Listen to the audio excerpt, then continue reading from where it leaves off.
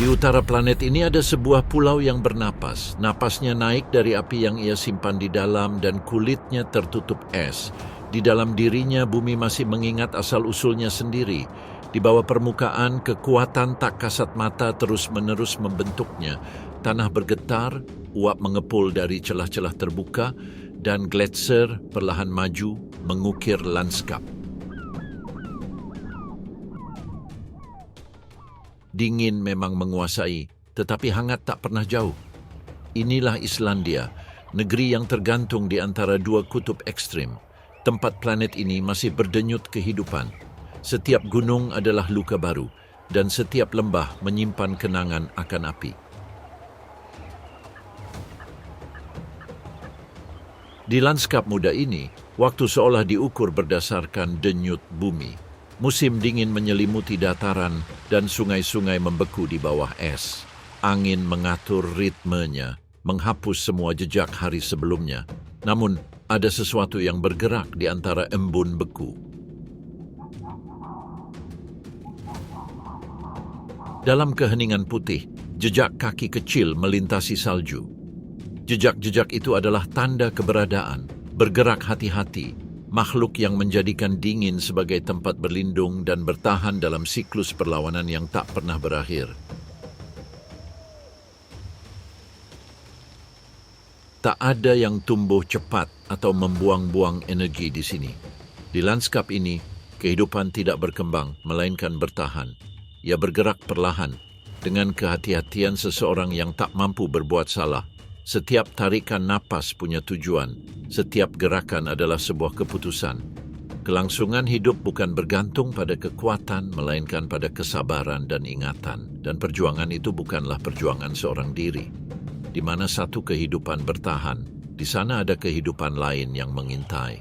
Di mana-mana kehidupan mengamati, memperhitungkan, dan menegangkan setiap gerakan sekecil apapun. Dunia ini memiliki keseimbangan yang rapuh, di mana momen dapat memisahkan ketenangan dari kekerasan, keheningan dari serangan.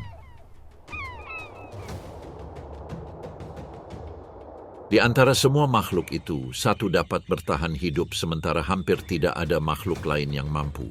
Kecil, diam dan menyendiri, ia bergerak di salju tanpa meninggalkan jejak. Belajarlah berburu di wilayah yang hampir tidak ada tanda-tanda kehidupan dan beristirahat di tempat yang anginnya tidak pernah berhenti. Di negeri yang tak pernah tenang ini, penghuni mungil itu melambangkan ketangguhan musim dingin. Ia adalah penjaga embun beku, perwujudan hidup dari kegigihan. Namun bagaimana kehidupan dapat bertahan di suatu tempat yang segala sesuatunya tampaknya ingin menghapusnya? Rubah Arktik bergerak di salju bagaikan pikiran yang gigih. Ia tak perlu bersembunyi karena bentang alam melindunginya. Bulunya menyatu dengan embun beku dan napasnya hampir tidak menimbulkan awan yang cepat terhapus oleh angin. Dingin bukanlah halangan, melainkan lingkungan alaminya. Islandia memiliki ritmenya sendiri dan ia mengikutinya tanpa perlawanan. Kisah adaptasi terukir di tubuhnya. Setiap detail memiliki tujuan.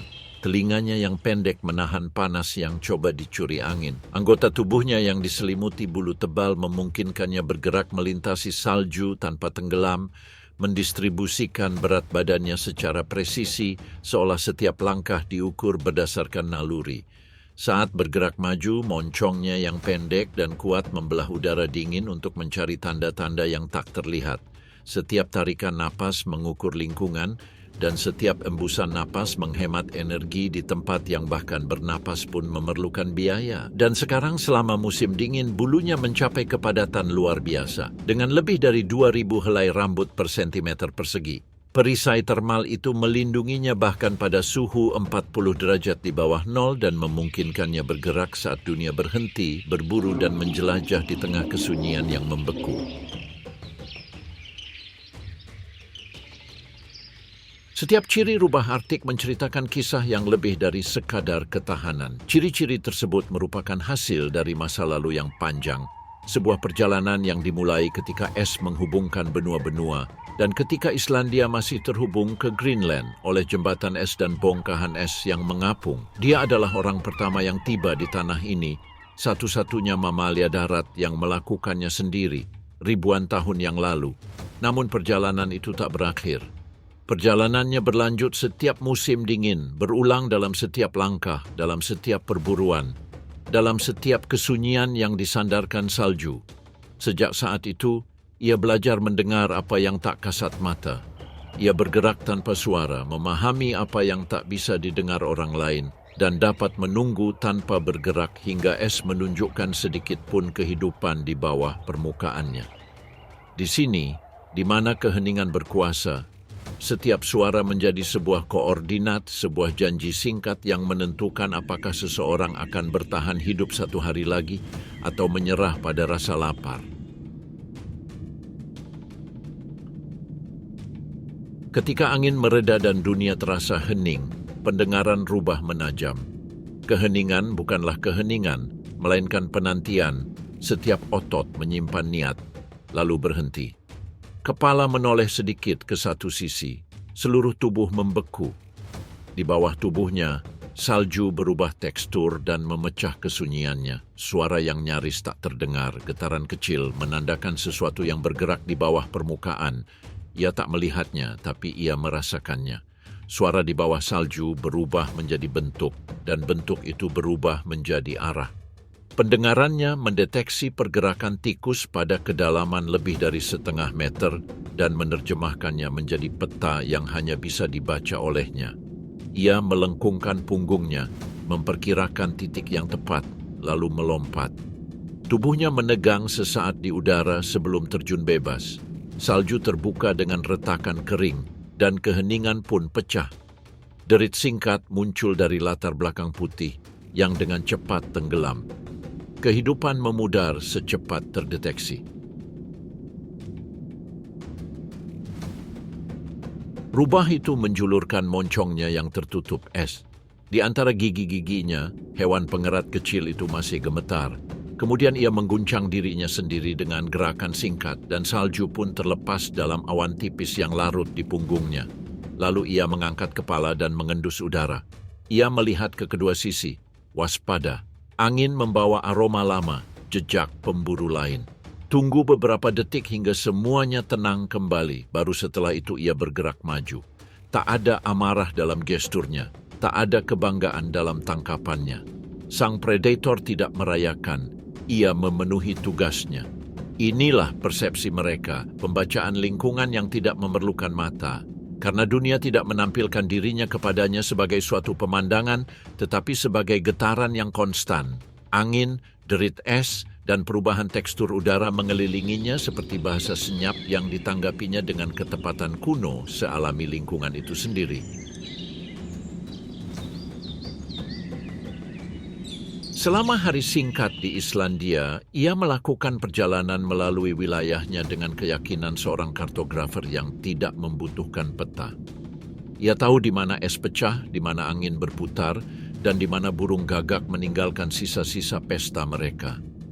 Tak ada yang acak dalam langkah mereka. Setiap langkah seakan mengikuti pola yang tak kasat mata, rutinitas yang ditentukan oleh bentang alam itu sendiri. Kepekaan yang sama yang memandu gerakannya juga memungkinkannya mengantisipasi perubahan di lingkungan. Ketika cuaca berubah, tubuh Anda merasakannya jauh sebelum badai tiba. Angin mengubah nadanya, dan tekanan udara memperingatkan Anda tentang apa yang akan terjadi. Lalu ia menyesuaikan arahnya dengan ketenangan yang sama saat ia melintasi wilayahnya. Badai salju mungkin menghapus jejaknya, tetapi tidak pernah menghapus orientasinya. Di tundra putih, di mana segala sesuatunya tampak sama, keseimbangan antara naluri dan lingkungan menentukan setiap langkah. Di sana rubah tidak memprediksi perubahan. Ia merasakannya, menggabungkannya, dan menjadikannya bagian dari pergerakannya. Namun, tak semua yang ada di wilayah ini miliknya. Angin berubah arah dan membawa aroma yang bukan miliknya. Aroma pekat dan pekat yang menandakan kehadiran orang lain. Jauh di sana, bunyi gemerisik salju berulang secara berirama, Lalu bunyi berikutnya. Bukan cuma satu, tapi satu paket penuh. Rubah itu berhenti dan mengangkat moncongnya, mengamati udara. Ia tidak memiliki tempat berlindung dan medannya terbuka, tanpa tempat berlindung yang memungkinkan.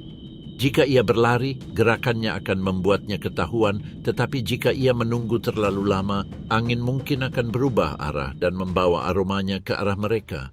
Setiap detik menjadi sebuah pilihan. Dalam satu gerakan, ia meratakan dirinya ke tanah dan tubuhnya meleleh ke dalam salju. Putih menyelimuti dan menyembunyikannya. Hanya matanya yang tetap terbuka, waspada, menatap cakrawala. Kawanan itu bergerak perlahan. Langkah mereka teredam. Udara bergetar karena berat badan mereka. Rubah itu tidak bernapas dan untungnya, angin bertiup ke arahnya. Arus membawa aroma mereka ke arah yang berlawanan, menyembunyikannya di antara pusaran salju. Serigala-serigala menyeberangi dataran, dan untuk sesaat, dunia seolah menahan napas. Ketika bahaya berlalu, Rubah mengangkat kepalanya. Serigala-serigala itu kini menjadi bayangan samar yang bergerak menuruni bukit mencari mangsa yang lebih besar. Untuk sesaat, keheningan kembali menyelimuti. Di wilayah ini bahkan di antara para predator hierarki berlaku. Serigala-serigala itu memburunya bukan karena lapar, melainkan karena dominasi, dan naluri mereka memahami hal ini tanpa perlu melihatnya. Setiap pertemuan meninggalkan jejak meskipun tak ada darah. Di Islandia, bertahan hidup tidak hanya bergantung pada rasa lapar atau kedinginan, tetapi juga pada kesunyian, pada mengetahui saat yang tepat untuk menghilang. Namun apa yang terjadi ketika kesunyian itu pecah dan perburuan dimulai? Lalu siapa yang mengendalikan kebisingan musim dingin? Langkah kaki yang sama yang didengar Rubah di kejauhan kini kembali. Pertama, ada getaran di bawah salju, lalu terdengar suara berderak. Merekalah serigala-serigala itu, menyebar di seluruh dataran, bergerak dengan presisi yang seakan dipatuhi oleh lanskap. Di tempat yang dulu sunyi, kini segalanya bergerak mengikuti irama perburuan. Kawanan bergerak melintasi tundra, tertib dan tanpa perlu sinyal. Setiap individu menempati tempatnya masing-masing. Pemimpin menentukan kecepatan, betina muda mengapit perimeter, dan betina yang lebih tua memperhatikan setiap putaran udara. Pawai itu mengikuti satu garis. Yang pertama menerobos salju tebal dan yang lainnya mengikuti jejaknya. Beginilah cara mereka menghemat energi dan mempertahankan arah, bergerak maju berjam-jam tanpa henti. Setiap tubuh saling mendukung dan bersama-sama mereka menjadi satu kekuatan yang bergerak. Mereka diciptakan untuk menahan beban tersebut. Anggota tubuh mereka yang ditutupi bulu tebal melindungi mereka dari kontak dengan es dan mendistribusikan berat badan mereka agar tidak ada yang tenggelam. Bantalan tersebut yang mengeras karena dingin dan dilindungi oleh lapisan kulit tebal, menahan panas bahkan saat permukaannya mencapai suhu yang dapat membekukan bentuk kehidupan lainnya. Saat mereka maju, ritmenya tetap konstan. Setiap langkah mengikuti langkah sebelumnya dengan presisi yang seolah telah dilatih.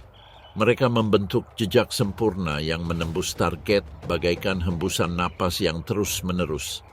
Tak ada kekacauan atau ketergesaan, hanya koordinasi presisi yang mengubah upaya individu menjadi kekuatan kolektif. Di tundra Islandia, kesendirian adalah sebuah risiko. Namun di sini, kebersamaan adalah sebuah strategi. Tak ada serigala yang bisa bertahan hidup sendirian. Di tanah terbuka ini, mangsa langka dan jaraknya sangat jauh. Berburu sendirian berarti mati kelaparan. Hanya dalam kelompok mereka dapat memburu hewan yang lebih besar, berbagi upaya, dan bertahan hidup di musim dingin.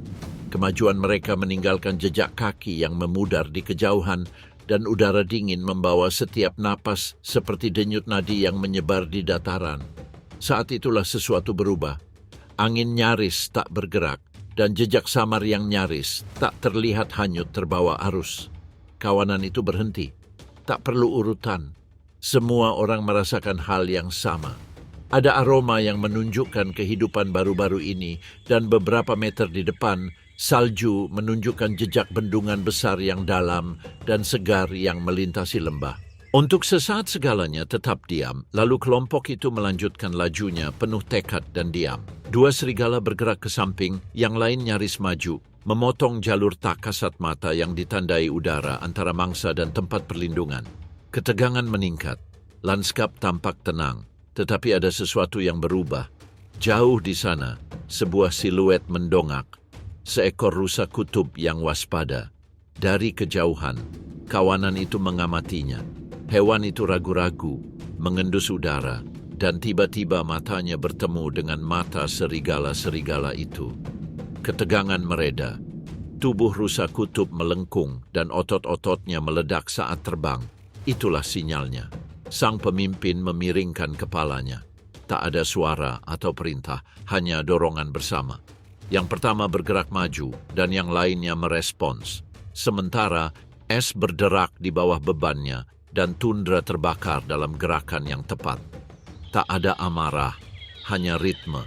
Setiap serigala mengambil tempatnya, dipandu oleh ingatan yang lebih tua dari dinginnya. Mangsanya berlari sementara salju mengenai sisi tubuhnya dan langkahnya menjadi canggung. Kawanan itu tidak mengejarnya secara langsung, melainkan mengepungnya. Dua serigala mengapitnya, yang lain menghalangi jalan keluarnya. Mereka tidak mengejar kecepatan, mereka ingin membuatnya kelelahan. Dengan setiap belokan, lingkarannya menjadi sedikit lebih sempit. Menit demi menit berlalu, dan udara bergetar dengan napas tersengal-sengal di atas tanah yang ditandai oleh alur-alur yang makin banyak. Rusa kutub itu mencoba menerobos kandang, tetapi medannya mengkhianatinya. Salju tebal menyerap momentumnya. Para serigala menjaga irama, berganti posisi agar tidak menguras tenaga mereka dalam koreografi yang lahir karena kebutuhan. Rusa kutub itu tersandung, bangkit, lalu berlari lagi, tetapi tak ada lagi arah, hanya terbang. Setiap tarikan napas hanyalah gumpalan uap yang dihembuskan angin saat kawanan itu melaju kencang. Suara es bercampur dengan derap kaki, dan jaraknya berangsur-angsur menyempit. Akhirnya, tubuh rusa kutub itu menyerah. Tak ada auman atau tangisan, hanya suara dentuman jatuh dan keheningan yang sekali lagi memenuhi segalanya. Serigala-serigala itu berhenti. Mereka tetap diam, penuh perhatian, seolah mendengarkan hawa dingin sebelum mendekat. Kemudian mereka maju perlahan, mengukur udara dan memastikan tidak ada yang bergerak sebelum memangsa-mangsanya.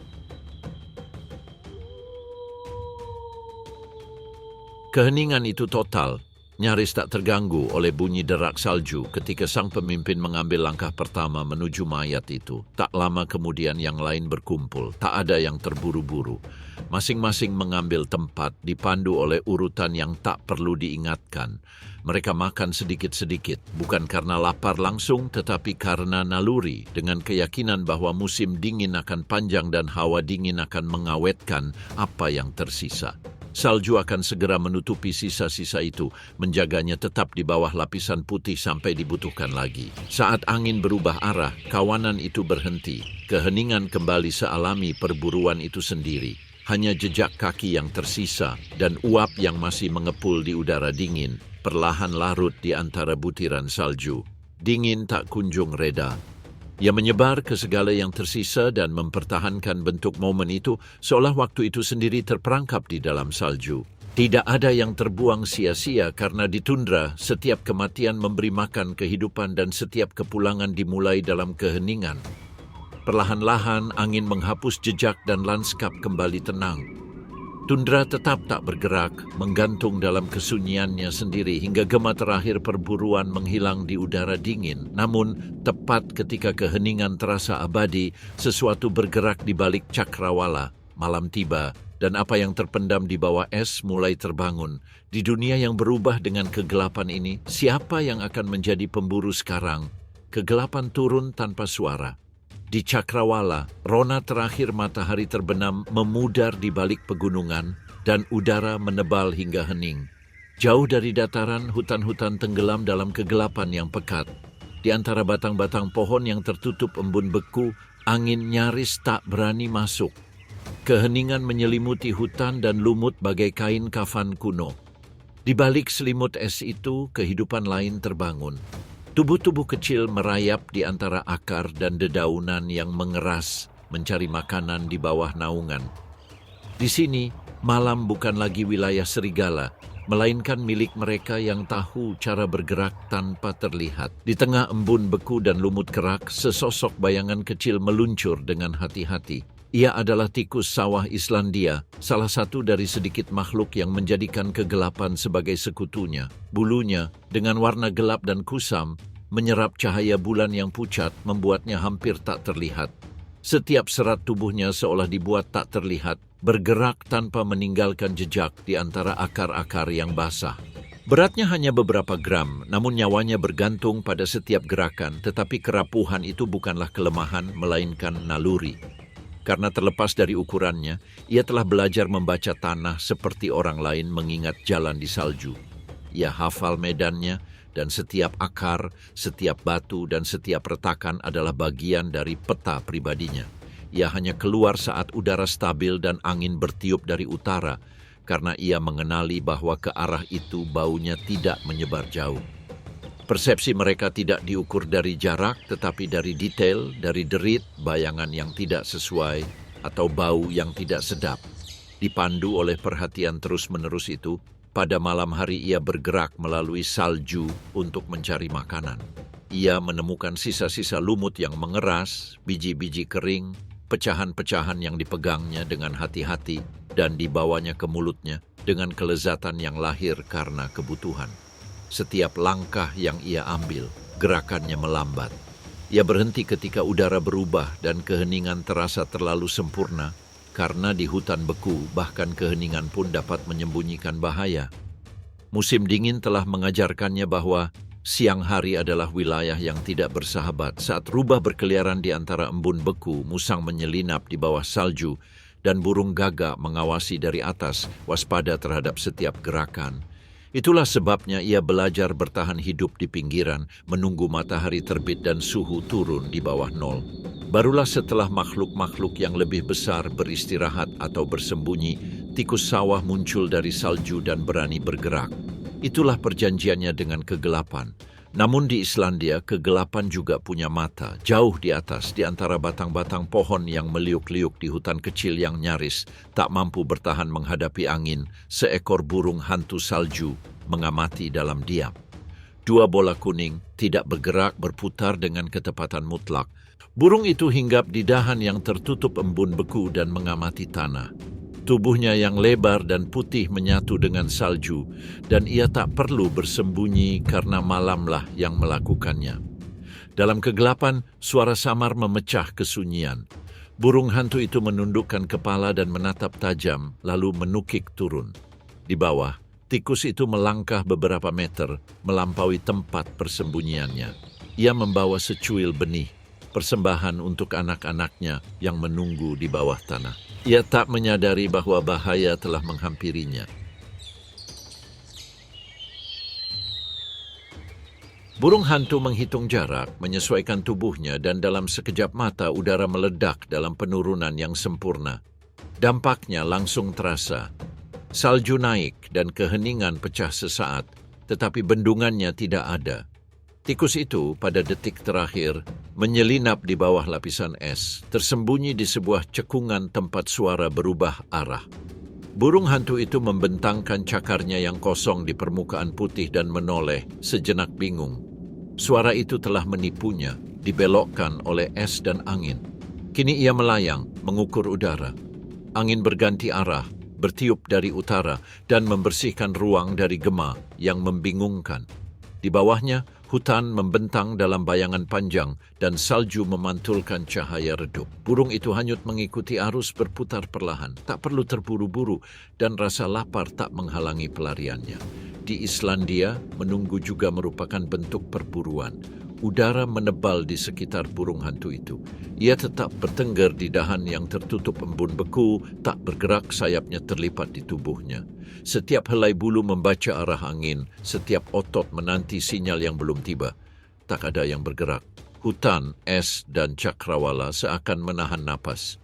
Di Islandia, kesabaran adalah kekuatan. Burung hantu salju tidak menghabiskan apa yang tidak bisa didapatkannya kembali. Kelaparan tidak mendorongnya, melainkan membentuknya. Tubuhnya diciptakan untuk diam dan menunggu, dan dalam keheningan yang lama itu ia menyatu dengan pemandangan yang menopangnya. Waktu berlalu tanpa suara. Hanya denyut samar udara yang menandakan perubahan, getaran yang menjalar dari tanah dan memecah ketenangan. Burung hantu itu membuka sayapnya dan menukik dari dahan. Ia turun dengan mudah, mengikuti suara yang bergema di bawah salju. Dampaknya bersih. Salju membuka dan menutup seketika, menelan gerakan itu. Di bawah selimut putih, seekor tikus sawah terbaring tak bergerak. Burung hantu bertengger di atas batu rendah. Cakarnya mencengkeram mangsanya erat-erat, sementara kepalanya berputar dalam gerakan yang presisi, hampir ritualistik.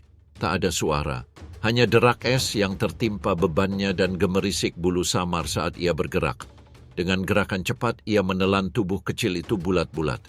Perburuan berakhir tanpa kekerasan, dengan ketenangan yang sama seperti awalnya. Udara kembali mengalir, salju turun dalam bentuk benang-benang halus dan hutan kembali bernapas. Di antara pepohonan, kegelapan mulai surut. Cahaya pucat muncul dari balik pegunungan dan mewarnai birunya es. Burung hantu terbang untuk terakhir kalinya sebelum fajar. Ia terbang jauh ke ketinggian, di mana hari belum tiba. Di Islandia, malam berakhir tanpa suara. Hanya tatanan yang berulang kali, sementara setiap makhluk memenuhi perannya dan kehidupan berlanjut dalam keheningan. Fajar tiba tanpa suara. Cahaya redup menembus awan dan menyentuh permukaan es dengan kilau biru. Tundra yang tidak bergerak selama berbulan-bulan mulai mengeluarkan uap yang terperangkap di bawah embun beku. Tetesan air kecil merembes melalui celah-celah, dan udara, meskipun masih tajam, baunya berbeda, lebih lembab, lebih hidup. Di Islandia, musim dingin tidak tiba-tiba berakhir. Musim dingin menghilang perlahan, meninggalkan tanah yang mengeras dan langit yang belum memutuskan apakah akan membiarkan musim semi datang. Namun bagi beberapa hewan, perubahan yang tidak pasti itu sudah cukup. Di dataran tinggi timur, bayangan-bayangan mulai bergerak. Dari kejauhan, bayangan-bayangan itu tampak seperti bercak-bercak gelap yang bergerak melintasi lanskap putih. Puluhan tubuh meluncur dengan ritme terukur, nyaris tak terdengar oleh napas terengah-engah. Mereka rusa kutub.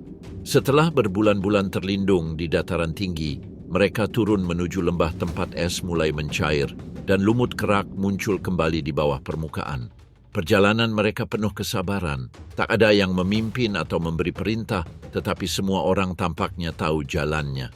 Anak-anak beruang termuda tetap berada di tengah kelompok, dilindungi oleh tubuh-tubuh beruang dewasa yang mengapit mereka. Para jantan membuka jalan menerobos salju yang mengeras dengan kuku mereka.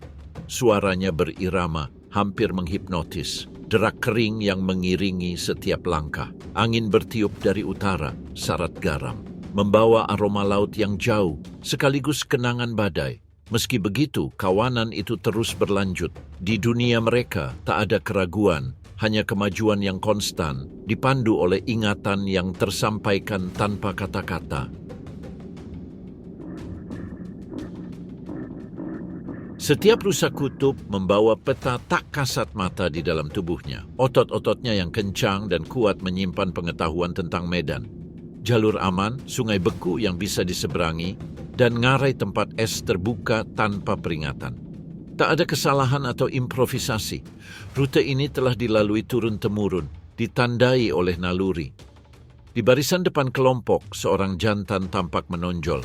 Siluetnya terukir di langit kelabu. Bulunya yang tebal dan gelap memantulkan kilau metalik di bawah cahaya. Tanduknya lebar dan simetris sempurna, melengkung ke belakang dengan keanggunan alami. Setiap gerakan memancarkan kendali. Ia tak perlu memaksakan diri. Kehadirannya saja sudah mengorganisir kawanan. Dia bukan yang tercepat atau paling agresif, tetapi ada sesuatu yang membedakannya karena usianya yang lebih tua, pengalaman. Dia pernah melewati lembah-lembah ini sebelumnya. Dia tahu kapan es akan pecah, kapan angin akan membawa hujan salju. Pandangannya seolah mengukur cakrawala, mengevaluasi setiap lereng sebelum memutuskan langkah berikutnya. Rusa kutub bergerak maju selama berjam-jam.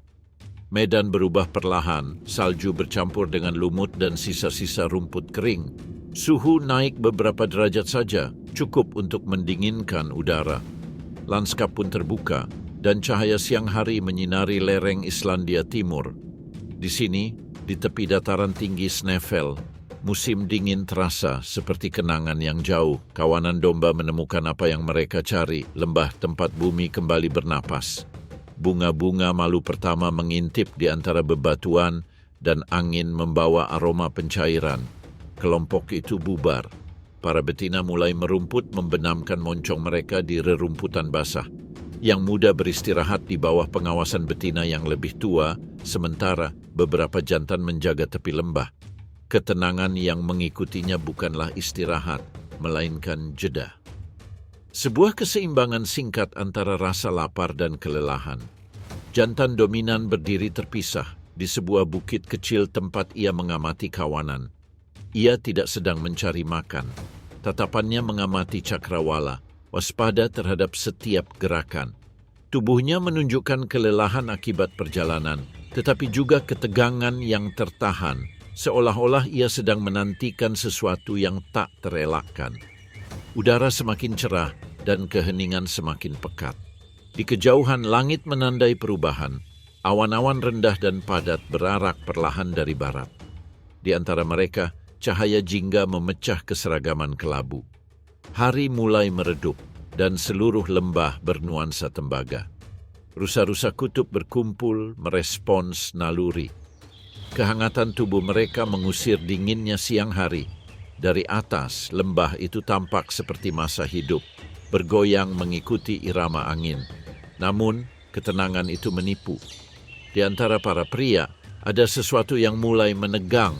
Kilatan berbeda terpancar di mata sang alfa, sebuah peringatan yang nyaris tak terlihat. Aroma betina bercampur dengan aroma lumut basah, menandakan apa yang akan terjadi. Dalam ketenangan lembah di bawah malam pertama pencairan, alam bersiap menghadapi konflik yang berulang setiap tahun. Migrasi telah berakhir, tetapi tantangan sesungguhnya baru saja dimulai. Apa yang terjadi ketika tatanan alam bertemu dengan ambisi kekuatan? Udara telah berubah, tak lagi berbau es atau angin basi. Kini berbau kehidupan. Bagi kawanan rusa kutub, momen ini menandai dimulainya ketegangan baru. Perjalanan panjang telah berlalu. Kini, udara bergetar dengan urgensi yang berbeda. Musim kawin telah dimulai. Selama berminggu-minggu, tubuh-tubuh itu diam-diam bersiap. Para betina yang semakin gelisah mulai berkumpul. Baunya berubah menjadi lebih pekat, lebih persisten, dan terbawa angin. Para lelaki merasakannya dengan kejelasan yang tak terkira. Mereka mengangkat kepala, menikmati udara, dan gestur itu. Bibir atas yang melengkung, mata yang setengah tertutup, mengumumkan bahwa sesuatu dalam diri mereka telah terbangun. Lembah yang dulu tenang kini dipenuhi suara-suara baru. Suara-suara itu bukan panggilan lembut atau nyanyian halus. Suara-suara itu adalah raungan, dalam, luas, dan semarak. Setiap laki-laki meraung ke kejauhan seolah-olah ia bisa mengukur kekuatannya dengan kekuatan gema. Ini bukan sekadar pertunjukan kekuatan, melainkan sebuah pesan. Di tundra terbuka, suara dapat merambat jauh. Setiap deru menandai batas tak kasat mata, sebuah peringatan bagi siapapun yang mendengarnya. Ada pemilik di sini. Tubuh-tubuh menegang, leher-leher terangkat. Beberapa mulai menggaruk tanah dengan kuku depan mereka, mengangkat serpihan tanah lembab. Di dekat mata mereka, kelenjar-kelenjar kecil mengeluarkan aroma tajam yang memenuhi udara. Rusa kutub menandai batu, dahan, bahkan tanah. Kemanapun rusa jantan lewat, ia meninggalkan jejaknya, sebuah pengingat kimiawi akan kehadirannya. Di tengah lembah, lelaki tua itu tampak menonjol. Ia tak perlu menonjolkan diri, ia melakukannya dengan mudah. Tubuhnya yang besar dan tegap bergerak dengan percaya diri seperti orang yang telah melewati begitu banyak musim dingin. Bulunya yang gelap dan tebal mempertahankan warna dingin yang tajam, dan tanduknya yang melengkung dan simetris tampak tumbuh seiring dengan gunung. Di sekelilingnya, belasan betina berkumpul dengan tenang. Mereka merumput, beristirahat, dan saling menyentuh sisi tubuh masing-masing dengan lembut. Mereka mengikutinya bukan dengan rasa pengabdian, melainkan dengan rasa pengakuan. Dia telah membuktikan kehebatannya lebih dari yang dapat mereka ingat. Ia telah menuntun kawanan ternaknya melintasi es, menahan lapar dan angin, serta mengusir mereka yang berusaha merebut wilayah ini darinya. Sesekali ia mengangkat kepalanya, menikmati udara dan mengaum. Suaranya bukan sebuah tantangan, melainkan penegasan. Ia menandai luasnya kekuasaannya, gema kekuasaannya. Si betina mendongak, dan perhatian mereka cukup baginya untuk menundukkan kepalanya lagi, merasa puas. Selama beberapa jam, ketenangan bertahan. Namun di Islandia, keseimbangan tak pernah bertahan lama. Dari tepi lembah, yang medannya bergelombang ke arah perbukitan, sesosok muda mengamati. Jantannya berwarna terang, lebih tipis, dengan tanduk yang belum mencapai lebar tanduk veteran. Dia telah menempuh rute yang sama seperti yang lain, tetapi dia melakukannya dari pinggiran, selalu di belakang, selalu mengawasi. Kini, aroma kelompok itu tercium olehnya. Feromon, keringat, rerumputan basah, semuanya mendorongnya maju, dan masa muda, seperti biasa, tak mengenal kehati-hatian. Pria muda itu maju beberapa langkah, kepalanya tertunduk, menikmati udara. Para betina menyadarinya lebih dulu, mengangkat wajah dan menatapnya dalam diam. Angin berubah arah dan seiring itu, aromanya mencapai sang jantan alfa. Pria tua itu segera mengangkat kepalanya. Tatapannya mengeras. Ia tak perlu melihat si penyusup untuk mengerti apa yang terjadi. Ia melangkah maju, mendengus keras, dan suaranya menggelegar di udara. Lalu ia mengeluarkan raungan yang dalam dan berlarut-larut yang membuat tanah bergetar. Pemuda itu berhenti. Sesaat ia tampak ragu. Nalurinya menyuruhnya mundur, tetapi sesuatu menahannya. Ia mengamati para betina. Beberapa menatapnya dengan rasa ingin tahu, yang lain kembali merumput. Keheningan di antara mereka menjadi tak tertahankan. Sang alfa menghentakkan kaki ke tanah, gemanya bercampur dengan napasnya yang tersengal-sengal. Ia melangkah maju lagi, menundukkan kepala, memperlihatkan tanduknya yang terentang penuh. Pemuda itu tak beranjak. Ia menegakkan lehernya dan dari tenggorokannya terdengar raungan yang lebih pendek, lebih tajam, namun tegas. Itu suara baru di lembah, pertanda tekad yang belum mengenal rasa takut. Para betina berpisah. Kelompok itu menyebar, menyisakan ruang kosong di antara mereka. Angin bertiup dari utara, membawa salju tua yang terlepas dari bebatuan. Tak satu pun dari mereka bergerak. Sang alfa tetap menatap tajam, penuh perhitungan. Ia tak terburu-buru. Ia tahu langkah pertama bisa menentukan segalanya. Namun pemuda itu pun tak menyerah. Tubuhnya bergetar, tegang di ambang impuls. Selama beberapa detik, seluruh lembah tampak hening. Hanya derak es mencair yang terdengar dari kejauhan. Kemudian lelaki tua itu sedikit menundukkan kepalanya. Pemuda itu menirunya. Jarak di antara mereka sangat dekat. Tidak ada peringatan lebih lanjut yang mungkin. Udara menahan listrik sebelum tabrakan. Di kedua mata mereka terpancar pantulan yang sama. Kesadaran akan risiko dan keyakinan bahwa salah satu dari mereka takkan pernah menempati tempat ini lagi. Gerakan pertama tidak terlihat, tetapi terasa. Getaran menjalar di udara dingin sebelum tanduk-tanduk itu terkunci. Suara benturan bergema seperti gema logam kering menyebar ke seluruh lembah. Dua benda bertabrakan karena kekuatan yang dibutuhkan. Pemuda itu mendorong lebih dulu. Ia mendorong tubuh bagian atasnya dengan kuat, kukunya terbenam di antara embun beku yang lembut. Napasnya langsung memburu, dan napasnya bercampur dengan salju yang jatuh dari tanah. Di sisi lain, lelaki tua itu tetap tegar. Otot-ototnya tidak gemetar, tubuhnya tidak bergerak berlebihan, menolak, menunggu, mengukur. Selama beberapa detik pertama, konfrontasi tampak seimbang. Mereka berdua berbalik, saling dorong, berbalik lagi dengan leher tegang, dan tanduk mereka bergetar karena tekanan. Gesekan tersebut menghasilkan suara yang dalam dan terus-menerus seperti erangan es kuno. Para betina mengamati dari kejauhan. Tak seorang pun mengintervensi. Dalam ritual-ritual ini, hierarki dipaksakan bukan melalui kekerasan, melainkan melalui keseimbangan.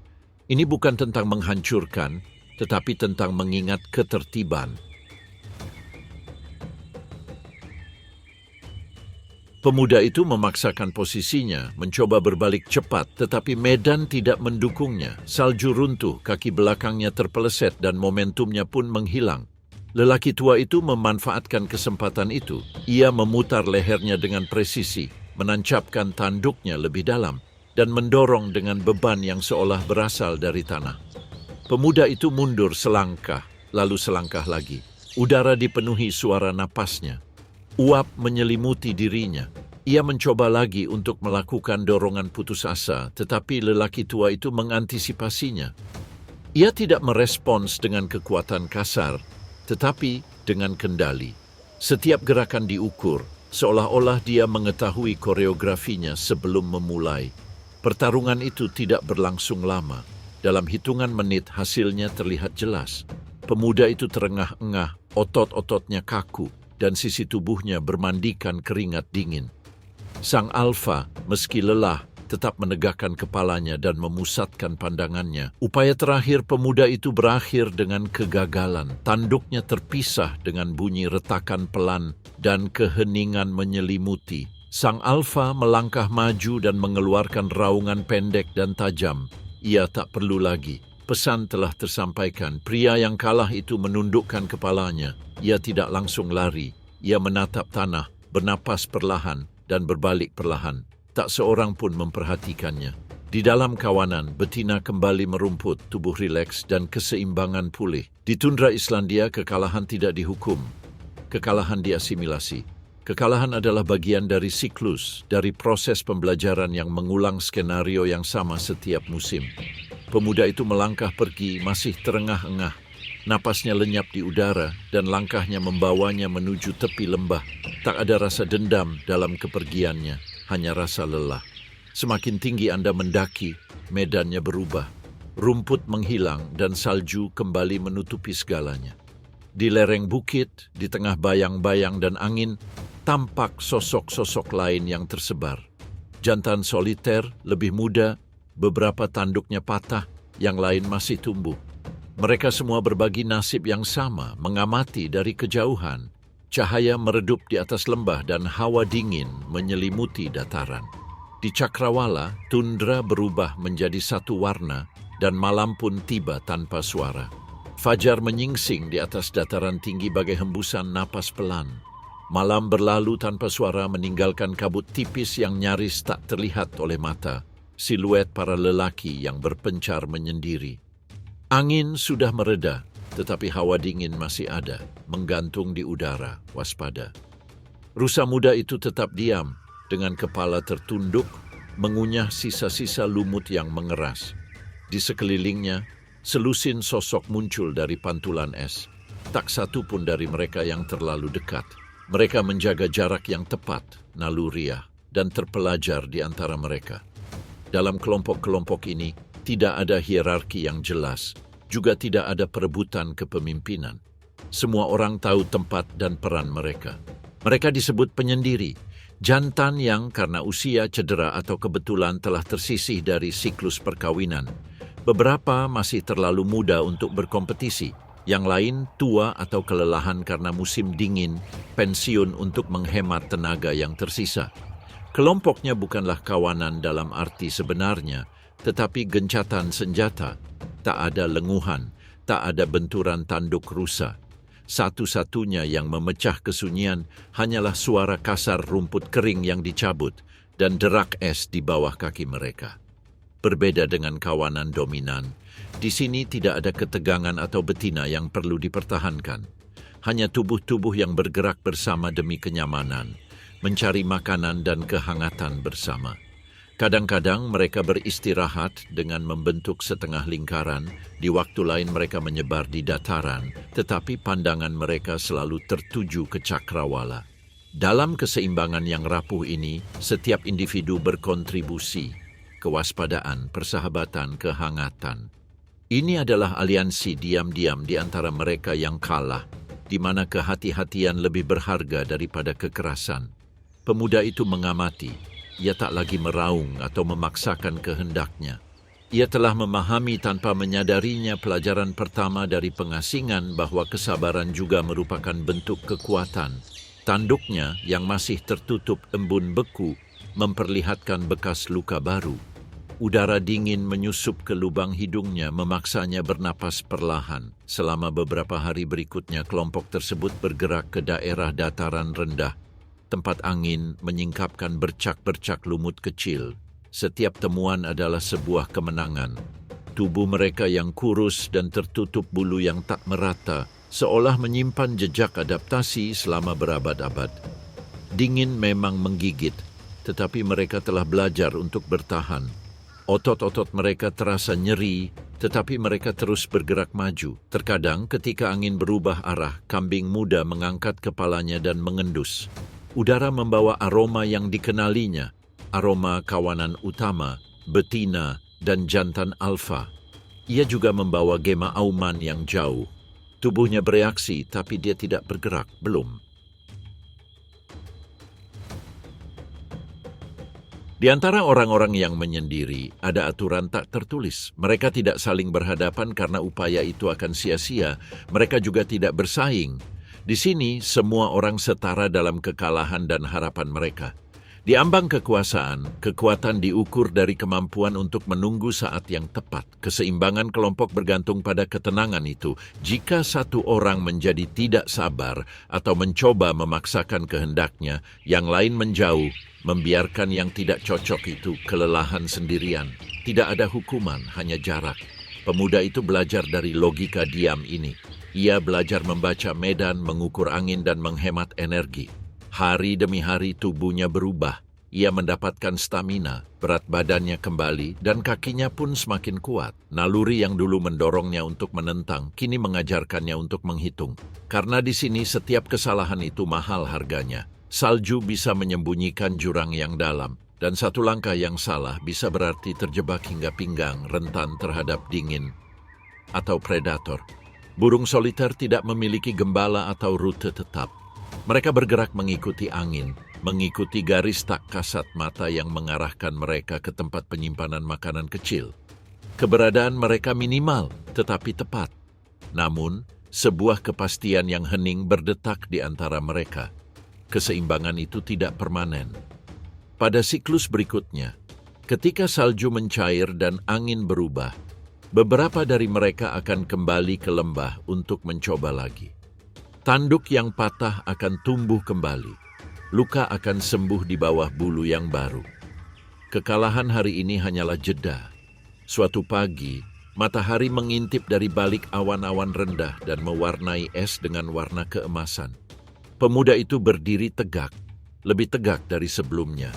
Angin berhembus dari lembah, membawa aroma yang familiar.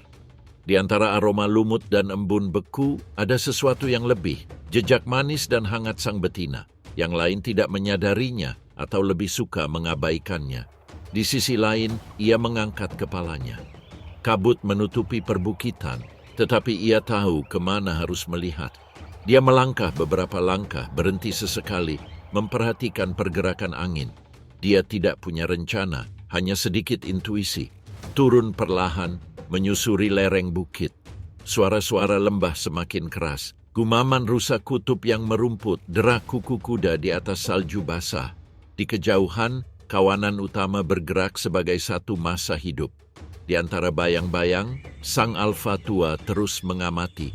Pemuda itu berhenti, bersembunyi di antara formasi bebatuan. Ia tak berniat mendekat terlalu dekat, tetapi ia juga tak mundur. Ada sesuatu tentang batas itu yang menariknya. Mungkin ingatan akan kelompok itu, atau gema dari tempat yang ia yakini sebagai tempat tinggalnya. Angin berubah lagi, membawa aroma yang berbeda dan asing, bukan lumut atau rusa kutub, melainkan sesuatu yang lebih padat, metalik, berat, dan penuh peringatan. Pemuda itu mengangkat kepalanya, dan sesaat fajar tampak berhenti. Di kejauhan, sesuatu bergerak menembus kabut. Ia bukan milik kawanan domba maupun milik hawa dingin. Ia adalah kehadiran yang tak pernah dirasakan lembah itu selama berminggu-minggu. Keheningan membentang, mengantisipasi apa yang akan datang. Bahaya belum tiba tetapi udara sudah meramalkannya. Fajar menggantung dalam cahaya pucat. Kabut tipis mengubah tepian lanskap menjadi bayangan tak berbentuk. Di antara barisan batu dan hamparan salju basah, sesosok memanjang muncul melangkah perlahan. Ia tak bersuara karena mengenal medan. Ia tak meraba karena telah mengukurnya bersama angin. Seekor serigala melintasi dataran dengan langkah hemat, seperti serigala yang menyimpan setiap langkah untuk momen yang tepat. Napasnya tersengal-sengal, cakarnya menapak di tempat salju tertahan, kepalanya tertunduk, ia menelusuri jalan lurus menuju jantung lembah. Kawanan itu merasakan perubahan itu sebagai nada muram yang menghancurkan harmoni latar belakang. Para betina mengangkat leher mereka, dan uap dari mulut mereka bercampur dengan kabut. Anak-anak kuda tetap berada di tengah karena kebiasaan dan kenangan musim dingin sebelumnya. Sang jantan alfa tidak terburu-buru. Ia meluruskan punggungnya. Ia menancapkan kukunya ke tanah yang masih beku. Tatapannya tidak mencari serigala. Ia mencari ruang yang memisahkan serigala betina dari bahaya. Ia tahu bahwa di sini tenaganya tak terbuang sia-sia untuk berlari. Ia tahu bahwa yang paling sabar biasanya yang akan bertahan. Pemuda buangan itu lebih dekat daripada yang dibayangkan kawanan. Kabut menyelimutinya bagai kulit baru. Ia menuruni lereng bukit menyusuri jejak lumut segar.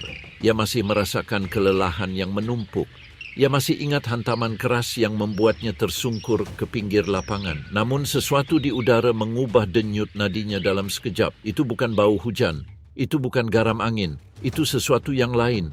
Sebuah tanda yang menarik garis tak kasat mata antara dirinya dan bahaya.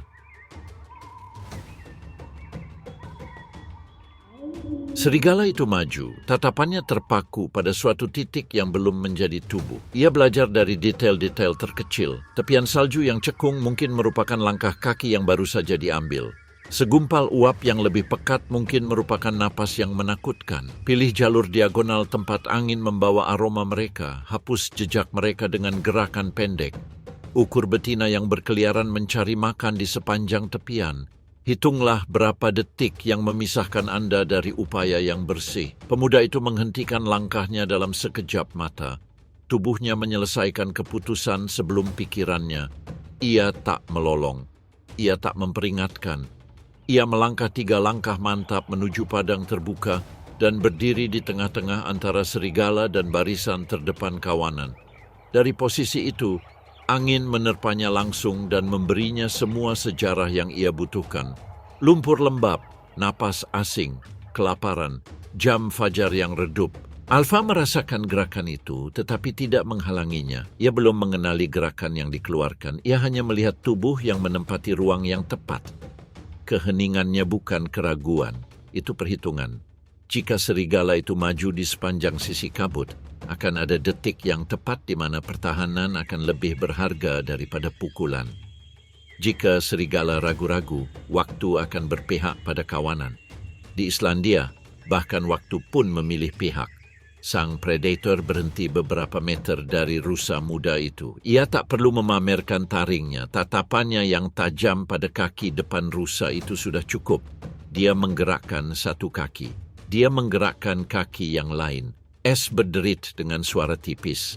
Pemuda itu tak mengalihkan pandangannya. Ia menarik napas dalam-dalam untuk mengembangkan dadanya dan berdiri tegak seolah otot-ototnya adalah akar. Ia tak punya tanduk untuk dilawan langsung. Ia tak punya ukuran untuk diintimidasi. Ia punya senjata lain, tekad. Angin menjalankan tugasnya. Kabut mengembang menjadi lipatan-lipatan dan melipat gandakan siluet. Di belakang pemuda itu, kumpulan kawanan itu berubah menjadi dinding tak beraturan yang tampak lebih padat daripada kenyataannya. Betina mendekat karena naluri protektif. Anak-anaknya nyaris tak terlihat di antara 2 perutnya yang lebar. Pemandangan yang dilihat serigala bukanlah individu yang salah tempat, melainkan pertahanan kolektif yang tiba-tiba tampak lebih luas dan mendalam. 1 langkah, serigala itu menurunkan lehernya. Satu langkah lagi. Pemuda itu tak bergeming sedikit pun. Ketika predator itu mencoba mencium aroma ketakutan, ia tak menemukan celah. Yang ia temukan hanyalah ritme napas teratur yang menyesuaikan diri dengan dingin. Mata rusa kutub tidak berusaha memaksakan diri. Mereka berusaha menegaskan batas. Pesannya sederhana. Sejauh ini, ketegangan tak meletus dalam kebisingan, melainkan meletus dalam keheningan. Seluruh lembah tampak menyempit. Sang alfa mempertahankan garis dengan sedikit belokan yang menyelaraskan tiga perempuan pada sudut yang sempit. Tidak ada tanda yang terlihat. Namun ada tatanan yang terbentuk seperti geometri. Serigala menganggapnya sebagai dinamika kekuatan yang tidak lagi menguntungkannya. Ia tidak tahu berapa banyak yang mungkin datang jika mereka mencoba balapan. Ia tak tahu seberapa tebal es yang terhampar di bawah cakarnya. Ia tahu sesuatu yang berbeda, harganya mahal bagi seorang pemburu sendirian. Kemudian si penyusup ragu-ragu. Ia nyaris tak menoleh ke belakang, menyusuri jalannya sendiri dan menghitung langkahnya. Ia kembali menatap pemuda yang tak berubah posisinya sejak langkah pertama. Keheningan itu terasa lebih berat baginya daripada raungan. Keheningan itu memberitahunya bahwa terobosan tak mudah, bahwa unsur kejutan telah hilang, bahwa keuntungan tak lagi berpihak padanya. Ia mundur 1 meter tanpa menundukkan kepala. Ia bergerak 2 meter lebih jauh dengan gerakan yang tak menunjukkan tanda-tanda menyerah. Ia masih mempertimbangkan apakah jalan memutar di sepanjang tepi jurang bisa memberinya peluang. Angin merespons lebih dulu. Ia mencium aroma tubuh-tubuh yang menyatu. Ia mendengar derap kaki kuda yang teredam. Itu memberinya keyakinan bahwa dia tidak akan memburu mangsa. Saya akan mengejar konflik. Di musim dingin yang masih menggigit di tepi musim semi, harga dari sebuah kesalahan bisa berupa seminggu kelaparan. Ia berbalik dengan gestur bersih. Ia berjalan santai menembus kabut. Setiap langkah menghapus siluetnya. Dia tidak lari karena tidak ada yang mengejarnya. Dia tidak menoleh ke belakang karena hidungnya sudah memberitahunya akhir. Ia lenyap dalam kabut tepat saat ia tiba, senyap bagai es yang retak dari dalam. Pemuda itu tidak merayakannya. Ia mempertahankan posturnya hingga angin berhembus kembali, mengembuskan napas tanpa logam. Baru setelah itu ia menundukkan kepala. Tubuhnya gemetar karena keterkejutan yang datang terlambat. Pernapasan kembali ke irama yang dimungkinkan oleh cuaca dingin. Di belakangnya, kawanan itu tak langsung bergerak. Ketenangan butuh waktu untuk menetap di tempat yang semenit lalu masih berupa perbatasan yang hidup. Sang alfa mengamati sosok yang berdiri di tengah padang. Tak ada pengakuan eksplisit, tak ada hukuman. Ada jeda di mana tatanan bernapas dan memutuskan. Si betina menatap garis yang tersisa di antara tubuh mereka dan tempat kabut menutupi predator itu. Di ruang itu, perubahan kecil namun menentukan terasa. Matahari terbit lebih tinggi di langit. Kabut menghilang dan lembah pun bernapas. Angin yang tadinya kencang kini bergerak tanpa desakan, mengangkat helaian tipis salju ke tanah yang mengeras. Kawanan kembali mengikuti iramanya. Betina menundukkan kepala, yang muda mencari bayangan tubuh yang lebih tua, dan suara-suara merumput kembali bagai denyut nadi kuno yang menata lanskap. Namun, tak ada yang benar-benar kembali seperti semula. Di antara kerumunan yang sunyi, sesosok tubuh menempati tempat yang sebelumnya terlarang baginya. Rusa muda itu terdiam beberapa saat, seolah masih mengukur jarak antara apa yang telah terjadi dan apa yang baru saja terjadi.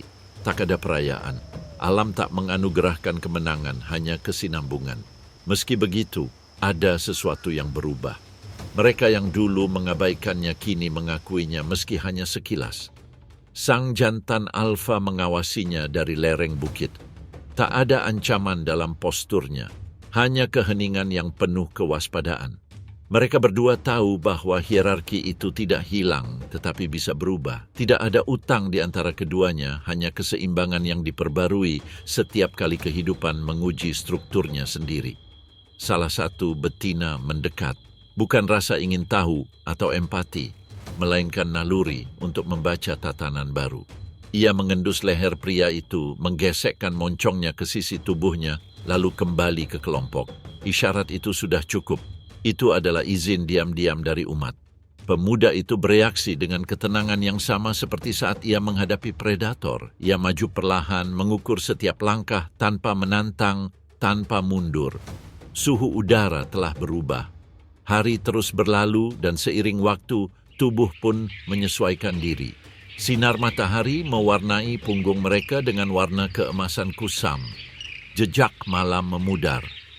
Ancaman telah sirna, tetapi ingatan akan bahaya tetap ada. Sebuah pelajaran yang tak perlu diungkapkan. Di Islandia, kekuatan tidak selalu diukur dengan tanduk atau berat. Terkadang kekuatan diukur tepat pada saat makhluk memilih untuk tidak menyerah. Tidak ada drama dalam babak itu, hanya adaptasi yang terus melanjutkan alurnya. Di sini, keberanian bukanlah suatu isyarat, melainkan strategi bertahan hidup lainnya. Pemuda itu bergabung dengan gerakan kolektif. Ia tidak memimpin atau mengikuti, ia menemani. Tubuhnya yang lelah menemukan tempat alami di antara yang lain. Kawanan itu menjadi satu organisme tunggal lagi, bergerak ke satu arah yang sama. Serangkaian napas yang menandai berlalunya waktu di atas salju. Matahari mencapai titik tertingginya dan udara menjadi jernih, nyaris hening. Dari kejauhan, sosok-sosok itu menyatu menjadi satu noda hidup yang membentang melintasi dataran tinggi. Pandangan tertuju ke cakrawala dan bentang alam memperlihatkan skala sebenarnya. Lautan putih dan biru, tempat setiap bentuk kehidupan menegaskan tempatnya di dunia. Di negeri-negeri ini penebusan tidak diumumkan melainkan didemonstrasikan. Keseimbangan tidak memberi imbalan, ia hanya menyesuaikan. Dan dingin yang membuat segalanya setara, mengingat apa yang dipertahankan. Rusa kutub muda melanjutkan perjalanannya di antara kawanannya sendiri. Setiap kali melangkah, es hanya bergeser sedikit, meninggalkan jejak yang akan segera terhapus oleh angin. Saat senja tiba di lembah, kawanan domba itu menjauh, diselimuti cahaya matahari terbenam. Perlahan-lahan cahaya itu memudar. Islandia sekali lagi ditinggalkan sendirian menghadapi hakikatnya sendiri, sebuah daratan yang terbagi antara es dan api. Dalam keseimbangan yang mustahil itu, kehidupan dipertahankan seperti napas yang tertahan. Tapi, bagaimana mungkin suatu wilayah bisa bertahan jika fondasinya terbuat dari api dan kulitnya terbuat dari es? Tanah bernapas. Di dataran timur, uap mengepul dari celah-celah, naik bagai pilar-pilar samar yang larut ke dalam udara dingin. Tak ada keheningan total. Di bawah bumi, ada sesuatu yang bergerak, sesuatu yang mendidih. Islandia adalah organisme hidup, tubuh tempat unsur-unsur berbenturan dan, di saat yang sama, saling membutuhkan. Sekilas, semuanya tampak seperti kesalahan geologis. Lebih dari 30 sistem vulkanik aktif, namun gletser menutupi hampir 1/10 pulau. Sebuah lanskap yang seharusnya menghancurkan dirinya sendiri, tetapi tidak terjadi. Karena di sini, api dan es tidak bersaing, mereka bernegosiasi. Magma yang terkumpul di kedalaman memanaskan air yang mengalir di bawah tanah. Dan arus termal ini naik seperti arteri tak terlihat, mencegah pulau membeku sepenuhnya. Pada saat yang sama, gletser mendinginkan udara, mengembunkan kelembapan dan mengalirkan air ke sungai yang memadamkan api yang berlebihan. Apa yang di tempat lain merupakan kehancuran, di sini adalah keseimbangan. Para ahli geologi mengatakan Islandia terbentuk secara kebetulan, tetapi tidak ada kebetulan yang bertahan selama jutaan tahun. Api menahan tanah, es mempertahankan bentuknya. Yang satu memberi gerakan, yang lain memberi pengekangan. Ini adalah fakta kuno yang dibuat di bawah tekanan yang masih diperbarui setiap hari. Di beberapa lembah, daratan menghadirkan paradoks yang nyata. Es menutupi bebatuan, tetapi tepat di bawahnya, panas mencairkan terowongan, menciptakan gua-gua uap di mana udara bergetar. Di sana, di batas ketidakmungkinan itu, kehidupan berkembang pesat. Tumbuhan yang paling sederhana pun adalah yang pertama merasakan manfaatnya. Lumut hijau cerah menyelimuti bebatuan panas, menyerap kelembapan yang tertinggal dari uap yang keluar. kemudian lumut kerak muncul, bahkan menempel pada kaca vulkanik. Mereka adalah penjajah diam-diam, mengubah batu menjadi tanah. Di mana ada kehangatan, serangga pun datang. Tubuh-tubuh kecil, gelap, tak terlihat oleh hampir semua orang yang mencari iklim mikro di mana musim dingin tak mematikan. Mereka merupakan mata rantai pertama yang dapat menahan perubahan suhu. Namun, mereka bukan satu-satunya. Di celah-celah hangat, burung pavin menggali liang mereka. Burung-burung ini yang menghabiskan sebagian besar tahun di laut kembali ke pantai di musim panas dan bersarang di tebing yang tanahnya tetap lunak karena panas bumi. Di sana mereka membesarkan anak-anaknya, terlindungi dari angin dan es. Lebih jauh ke pedalaman, di Laguna Termal, Anda dapat melihat anjing laut abu-abu.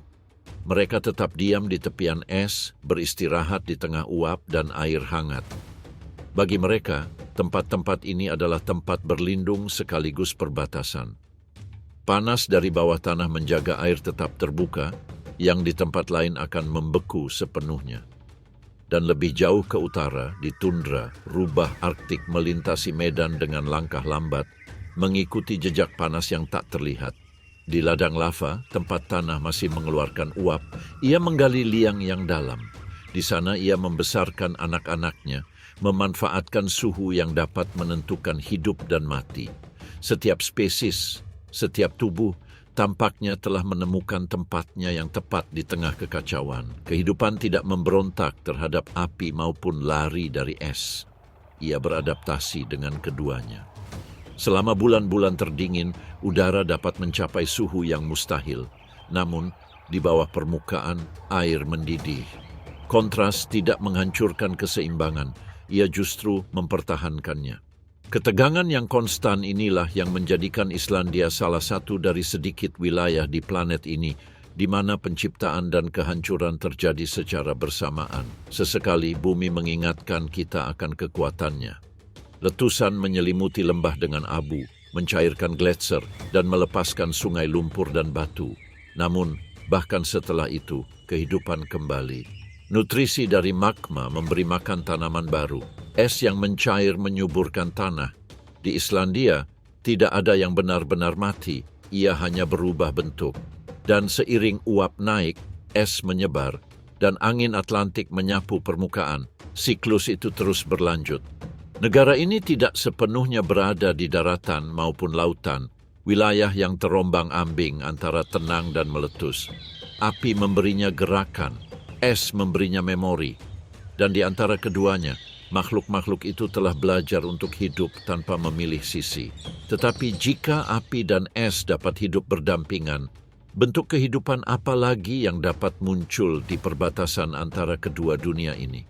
Langit mulai berubah menjadi abu-abu pucat, dan uap yang mengepul dari bumi bercampur dengan kabut pagi. Es berkilau dengan warna kebiruan, dan di bawahnya panas bergerak, tak terlihat. Di perbatasan antara api dan dingin ini, sesuatu bergejolak. Sekawanan burung terbangun di bebatuan yang berasap. Mereka tidak lari dari panas, mereka mencarinya. Mereka adalah burung camar berjari 3, penghuni lama tebing Islandia, yang mampu bersarang di tempat yang tanahnya masih mengeluarkan uap. Sekilas, pilihan mereka tampak seperti sebuah kesalahan, lapisan yang sempit dan rapuh, dilunakkan oleh panas yang berasal dari bumi. Namun panas yang sama itu menjaga es tetap terkendali, mencegah angin membekukan telur, dan mengubah tempat yang mustahil menjadi tempat perlindungan yang sempurna. Selama berabad-abad, burung-burung ini telah mengulangi strategi yang sama. Tahun demi tahun, mereka kembali ke bebatuan yang sama, bahkan ketika bumi bergetar dan udara berbau belerang. Mereka memilih risiko karena risiko menjamin kehidupan. Setiap sarang yang dibangun dengan rumput laut, lumpur, dan bulu menempel di tepi jurang sebagai deklarasi keabadian. Para ilmuwan mengatakan koloni-koloni ini telah belajar membaca suhu batu dengan akurasi naluriah. Mereka dapat membedakan uap yang menandakan adanya retakan tertentu dari uap yang mendahului letusan. Sekilas, mereka tampak seperti ribuan titik putih yang menempel di tebing. Tetapi masing-masing titik adalah milik pasangan yang dengan gigih mempertahankan ruang sempit mereka. Di tengah suara jeritan dan kepakan sayap, suasana tampak kacau. Namun, ada keteraturan. Setiap camar mengenali suara pasangan dan anak-anaknya. Kebisingan tidak membingungkan, ia mengatur. Rak terhangat adalah yang paling diperebutkan. Di sana, telur menetas lebih dulu dan anak ayam tumbuh lebih cepat. Panas yang naik dari tanah membuat mereka tetap aktif, bahkan ketika angin utara membekukan udara. Dalam lingkungan di mana dingin menentukan segalanya, keuntungan ini dapat berarti perbedaan antara kehidupan dan kesunyian. Saat penyu-penyu kecil keluar dari cangkangnya, mereka disambut oleh uap. Kontak pertama mereka dengan dunia bukanlah udara dingin, melainkan napas hangat yang menguar dari perut bumi. Pada saat itu, hal yang mustahil terjadi, kehidupan lahir dari api. Namun keajaiban ini harus dibayar mahal. Retakan tanah terbuka tanpa peringatan, asap semakin tebal, dan burung dewasa harus menyeimbangkan diri di tepian yang tidak stabil untuk memberi makan anak-anaknya. Terkadang angin merobek sarang, atau abu menutupi tebing selama berhari-hari. Ketika itu terjadi, tak ada lagi duka atau pengabaian. Yang ada hanyalah pengulangan siklus. Tahun berikutnya burung yang sama akan kembali ke tempat yang sama, meskipun batunya telah berubah bentuk. Nenek moyang burung camar ini juga mencari kehangatan. Jutaan tahun yang lalu, makhluk berbulu lainnya mendekati fumarol bumi purba. Beberapa di antaranya adalah dinosaurus theropoda, yang pertama mengerami telur dengan bantuan panas vulkanik. Aliansi kuno antara api dan kehidupan tak pernah sepenuhnya putus. Aliansi ini masih bertahan hingga kini di koloni-koloni yang masih memilih bumi yang panas sebagai tempat tinggal mereka. Saat angin bertiup kencang, seluruh koloni bergetar menjadi satu massa. Ribuan sayap mengepak di langit menciptakan badai putih yang menyatu dengan uap. Di kaki tebing, laut menghantam batu dengan irama yang dalam dan udara dipenuhi gema, gemuruh samudra Atlantik, siulan uap, kicauan burung. Segalanya tampak kacau, tetapi ini adalah koreografi yang tepat. Setiap kali tanah berguncang atau udara mengental, seluruh koloni terangkat ke udara. Selama beberapa detik, koloni itu menghilang di langit hingga getarannya mereda.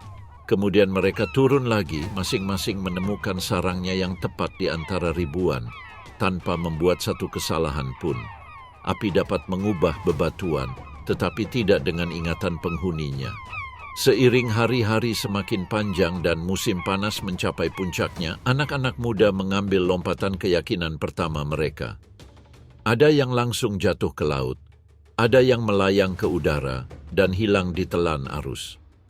Lompatan itu merangkum seluruh sejarah Islandia. Kehidupan maju di ambang kehancuran. Tebing itu diselimuti uap dan sayap. Api berkobar di bawah permukaan, es bertahan di atas. Di antara mereka, generasi berikutnya belajar terbang. Karena di sini tempat bumi menyemburkan api, setiap kelahiran adalah ujian iman akan hal yang mustahil. Dan di jantung Islandia, kehidupan tak takut pada jurang. Ia menggunakannya sebagai titik awal. Udara kembali menjadi protagonis, berembus dari laut utara dan melewati gletser, menyentuh fumarol dan lembah-lembah tempat es tak pernah sepenuhnya mencair.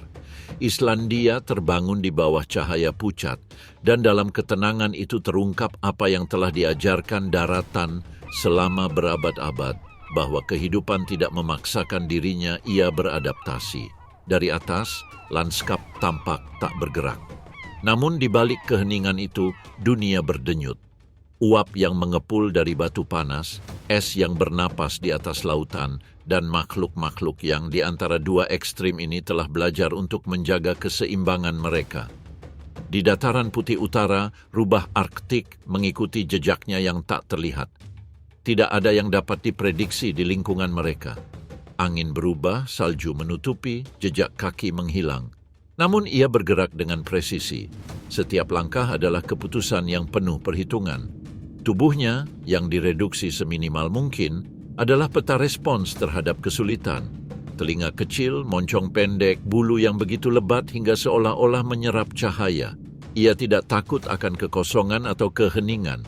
Kekuatan sejatinya adalah intuisi, kemampuan untuk membaca lingkungan sekitar dengan akurasi yang tak tertandingi oleh makhluk lain. Lebih jauh ke timur, rusa kutub Islandia bergerak melintasi lembah-lembah. Kelompok itu bergerak perlahan dan tenang, meninggalkan jejak samar di balik embun beku. Tubuh mereka saling bersentuhan, selaras, dan saling mengiringi. Tak seorang pun memaksakan kehendak mereka, tak seorang pun memimpin. Setiap hewan mengetahui ritme satu sama lain, dan ritme bersama itulah yang membuat mereka tetap hidup. Mereka tidak menghadapi gunung, mereka menaklukkannya. Mereka tidak menentang musim dingin, mereka melewatinya. Kekuatan mereka tidak terletak pada otot atau tanduk mereka, tetapi pada keteguhan mereka dalam melangkah selangkah demi selangkah, bahkan saat angin menghalangi napas mereka. Di hutan-hutan barat, burung hantu salju beristirahat di dahan pohon yang gundul. Matanya tetap terbuka, tak bergerak, memperhatikan getaran tanah. Ia tahu bahwa hari akan membawa pergerakan dan bersamanya makanan. Tidak perlu terburu-buru, karena di Islandia tidak ada yang terjadi sekaligus. Waktu diukur dengan kesabaran. Dan di tebing selatan, tempat laut menghantam batu, burung camar berjari 3 mengulangi gerakan kuno setiap fajar. Panas yang naik dari kedalaman menjaga sarang mereka tetap utuh. Api yang di tempat lain berarti kehancuran, di sini melindungi. Masing-masing makhluk ini telah menemukan tempatnya di antara dua hal yang bertolak belakang. Dingin tak mengalahkan mereka, panas tak menghabisi mereka. Mereka telah belajar hidup berdampingan, dan dalam koeksistensi itulah eksistensi mereka terdefinisi. Es berkilau, uap mengepul, dan di tengah kontradiksi ini, semuanya jatuh pada tempatnya. Tak ada perjuangan, hanya pemahaman. Api menyuburkan es meredam api. Dan kehidupan, kekuatan yang tampaknya rapuh itu, adalah yang menyeimbangkan kedua ekstrem tersebut. Islandia tidak mengajarkan kelimpahan, ia mengajarkan moderasi. Di sini, melawan bukan berarti memaksakan diri, melainkan beradaptasi tanpa menyerah. Setiap spesies, setiap bentuk, setiap napas adalah bukti kebijaksanaan itu. Angin kembali bertiup kencang, rubah kembali ke sarangnya. Rusa kutub menyeberangi lembah mencari bayangan matahari di atas salju. Burung hantu menoleh ke barat, tempat hari mulai meredup. Dan uap yang tak henti-hentinya mengepul dari batu, sebuah pengingat bahwa di balik ketenangan, api tak pernah padam. Di pulau yang terletak di antara dua dunia ini, kehidupan tidak takut pada bahaya. Ia mengubahnya menjadi tempat perlindungan. Dan selama es masih bernapas, dan bumi masih berdenyut membara, akan selalu ada cara untuk terus hidup di sini, di mana hal yang mustahil menjadi hal biasa. Di Islandia, perlawanan bukanlah sebuah tindakan, melainkan sebuah cara untuk hidup.